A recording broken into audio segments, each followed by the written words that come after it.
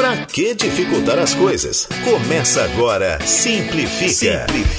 Com Sicoob Copilivre, o programa podcast que vai tirar suas dúvidas financeiras e te incluir no mundo do cooperativismo. Simplifica.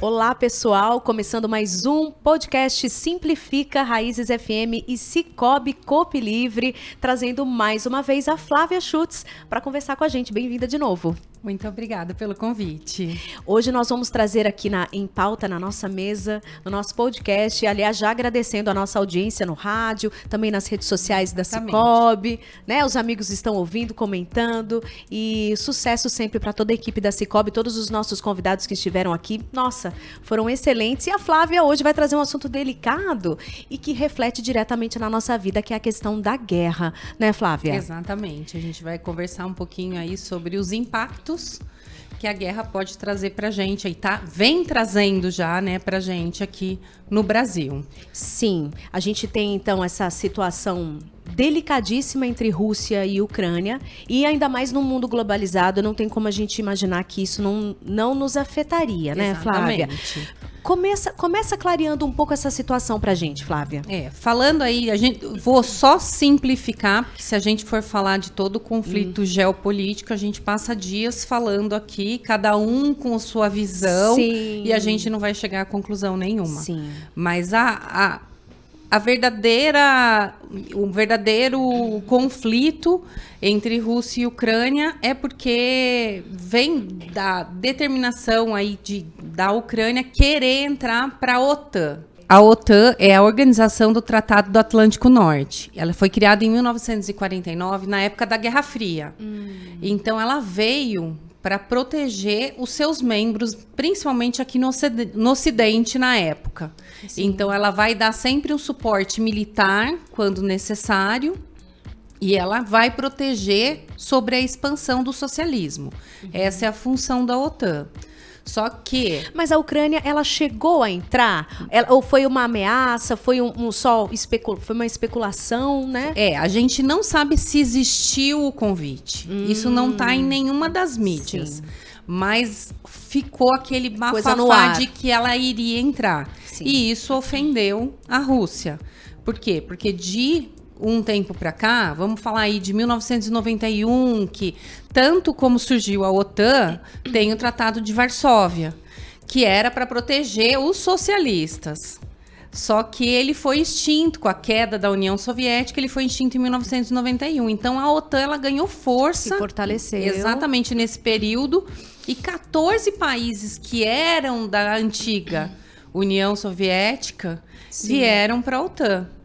Então, se você pegar, alguns países fazem fronteira ali com a União Soviética. Então, a União Soviética se sentiu ameaçada. Sim. Ao mesmo tempo também que o Putin fala muito em relação ao genocídio de ucranianos que têm descendência russa lá dentro. Mas também é só uma especulação. Ninguém sabe ao certo o que está acontecendo dentro desses países. Parece que é uma situação tensa, já faz um bom tempo que existe essa tensão aí, exatamente. Né? O que a gente percebe é que existe um pouquinho de...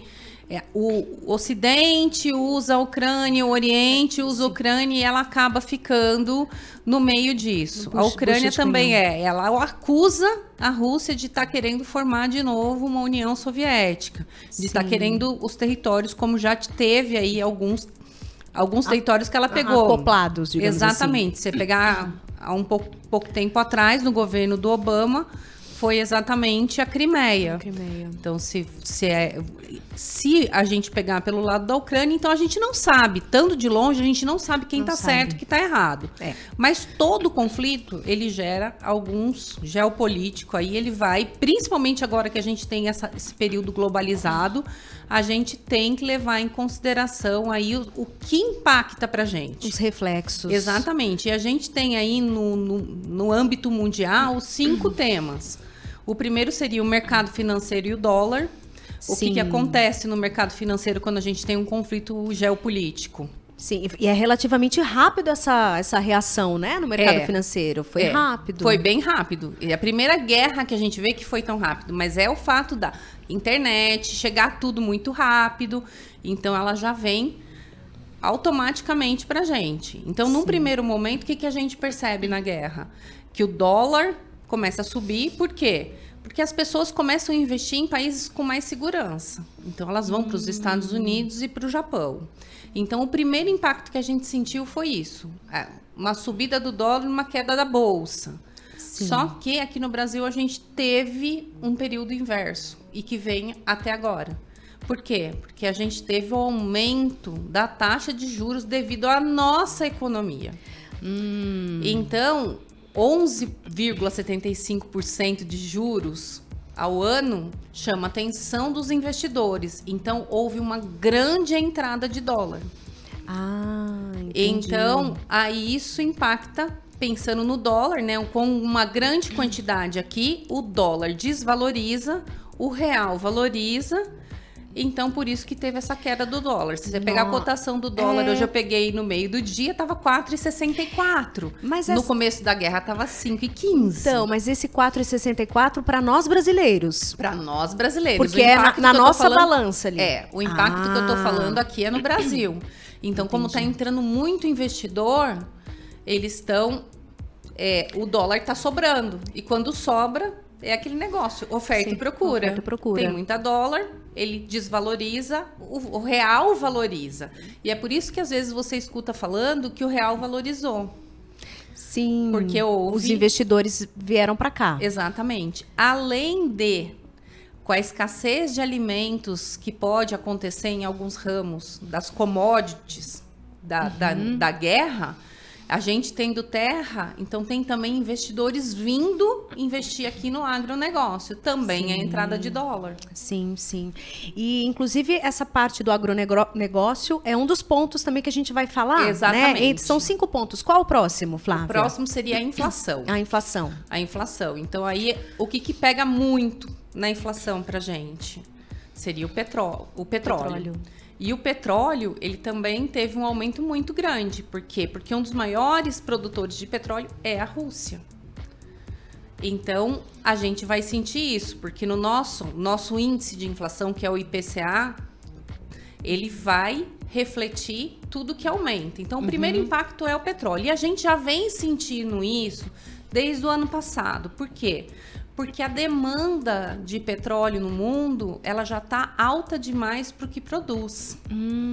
Então, é outro ponto. Então, porque a gente já vem mesmo, a gente já está sentindo essa alta, né? Desde 2021, a gente já vem com um problema e a gente está tendo melhor noção do preço do petróleo, porque agora os preços estão equiparados, o que a gente paga com o mercado internacional, né? E aí a gente também tem uma melhor noção de como isso tudo se comporta, exatamente, né? O Brasil tem uma relação com a Rússia de petróleo ou não? Não tem muito, mas a gente exporta um pouco, tá? No mercado nacional, mas o grande impacto é no global.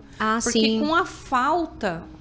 se eles proíbem a compra do petróleo, ou se a Rússia decide que não vai mais mandar no momento, você tem que procurar outros produtores. Sim. E aí impacta no preço. Impacta. Por quê? Menos produto, maior o preço. Sim. A escassez vai gerar o aumento. Certo. Então, esse aí é um dos pontos.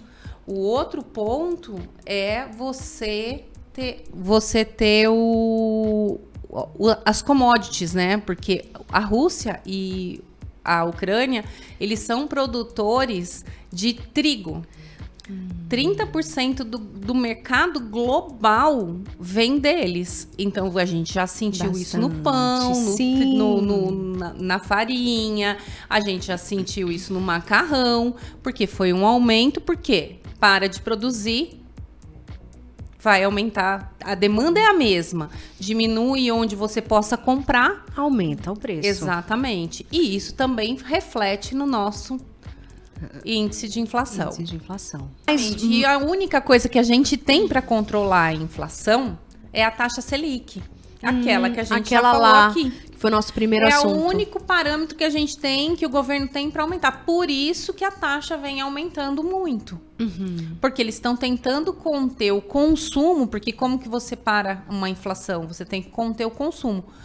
aumentando a taxa. Então, só que a gente está num pós, não sei se pós-pandemia já podemos dizer, mas a gente está saindo, a gente está voltando a consumir, né, também. Então, exatamente. É um jogo de forças complexo, né? Tá, e aí eles não estão conseguindo segurar. Se você pegar a inflação de março, ela foi altíssima, porque também houve aquele problema da Petrobras segurar muito os preços, ela ficou se retendo, sendo que todo o mercado global estava subindo o preço do barril, e aí ela soltou um aumento de uma vez só. E aí a inflação em março disparou.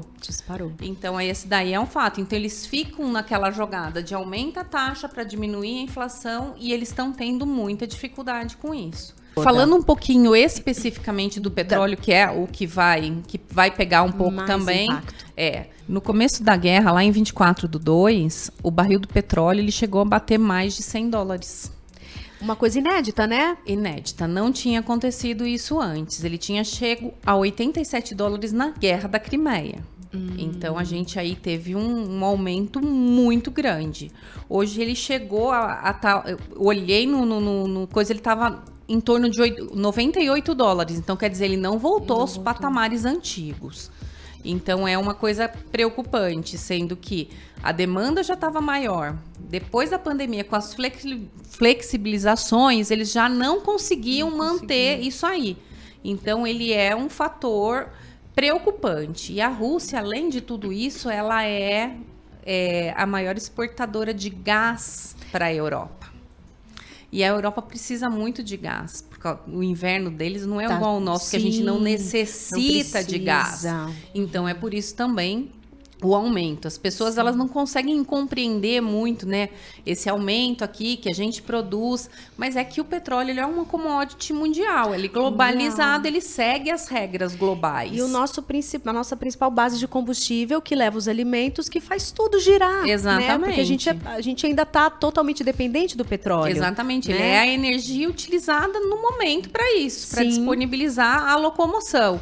A gente tem muito pouco trem.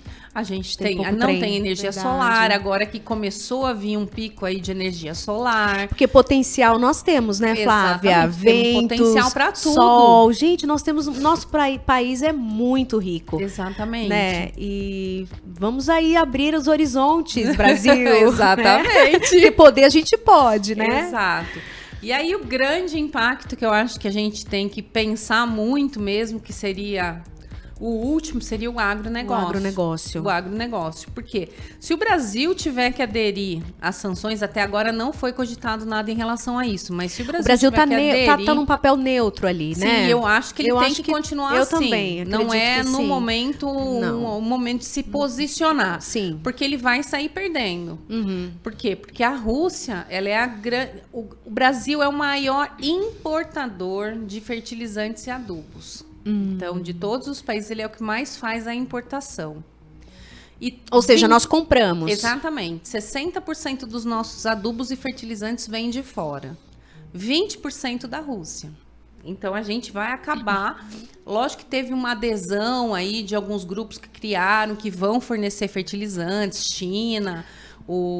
Argentina, Canadá, mas a gente não pode contar com isso. Porque a gente demanda muito coisa. disso. E outro, o Brasil ele depende do agro. Na pandemia, o agro levou o país. Então, é muito importante que a gente parar e pensar friamente. Você não pode se posicionar num negócio desse, sendo que você pode ser prejudicado. Sim. E a Rússia também é o 13º país em que mais a gente manda, a gente exporta.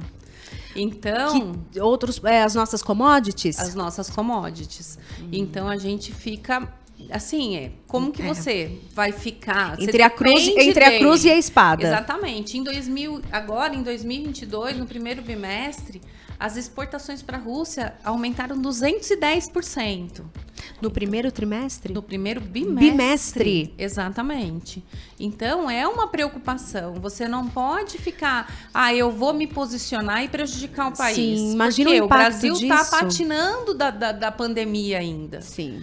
Então, os produtores têm que pensar. Em relação à Ucrânia, a gente não pode posicionar, mas juntando ela e a Rússia em trigo não tem para ninguém. Em milho, a Ucrânia produz 30% do consumo global. Nossa! Sim, fica atrás ainda da Argentina, do Brasil, mas ela produz. Sim. Agora, em relação ao trigo, o Brasil é um dos maiores importadores de trigo, porque o nosso trigo aqui ele é bom para fazer bolacha, alguma coisa, mas trigo para pão, ele é bom da Argentina, ele é bom da Ucrânia, e tem outro tipo de trigo que a gente aplicação. precisa para Olha fazer. Que interessante, não sabia. Exatamente. Tem toda uma especificação, né, Flávia? Isso mesmo. Ai, meu Deus, Flávia, e aí? Então, o que mais que a gente pode ver no horizonte? A gente não tem muita definição, né, sobre essa situação. O que a gente vê é que agora as coisas até estão meio abafadas, né? Para você ter informação sobre a guerra, você tem que ir fuçando e indo atrás, porque a gente não sabe exatamente o que está acontecendo lá. Mas a gente sabe que não parou. Não parou. E a gente sabe que muitos campos de plantação lá, principalmente na Ucrânia, foram devastados. Então a gente tem que pensar que isso é uma coisa que impacta, mas graças a Deus eu ainda acho que o Brasil ele está caminhando muito melhor do que a maioria dos países, que quando a gente olha os números do país, ele foi um dos países que conseguiu crescer pós-pandemia. Aliás, na tabelinha que saiu na última relação, ele foi o único país que conseguiu crescer e ainda ficar no verde, né? Porque o restante está tudo no vermelho. Sim. Então, eu acho assim, tem que continuar se posicionando neutro, porque a gente precisa da Rússia em relação à exportação e importação. Mas em relação ao petróleo, quando a gente fala, vê expectativa de baixa, a gente não pode falar. Não dá, porque né? a gente produz, mas é uma commodity que segue regras globais. A gente não refina, né? O quanto exatamente. precisaria e refinar, a gente né? ainda importa um pouco. Importa a ainda. gente não é autossustentável nessa commodity. Então, a gente tem que ficar... as pessoas têm que começar também a parar de falar e o governo aumentou. Não, existe uma regra a ser seguida em relação ao mercado internacional.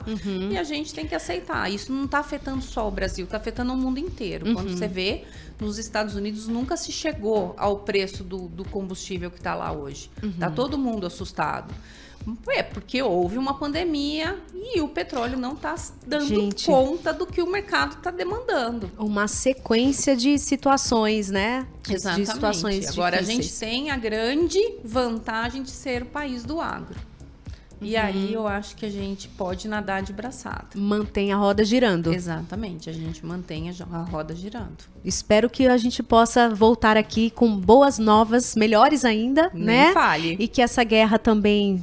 Que o clima arrefeça e os acordos sejam estabelecidos, né? Exatamente, que eles comecem a pensar um pouco mais na população e menos no poder. Porque é isso que a gente vê que acontece, né? Sim, é verdade. Porque se pegasse os dois governantes que estão brigando e se degladiassem, seria justo. Isso, coloca num local de briga no ringue e se resolvam. Exatamente. Né? Mas é isso, estamos aqui então seguindo esse jogo de forças, com fé, força sempre, né? Sempre. E vamos trabalhar e muito, muito obrigada mais uma vez, Flávia. Imagina, obrigada a você. Vamos agradecer então a nossa audiência. Muito obrigada. E até a próxima. Até.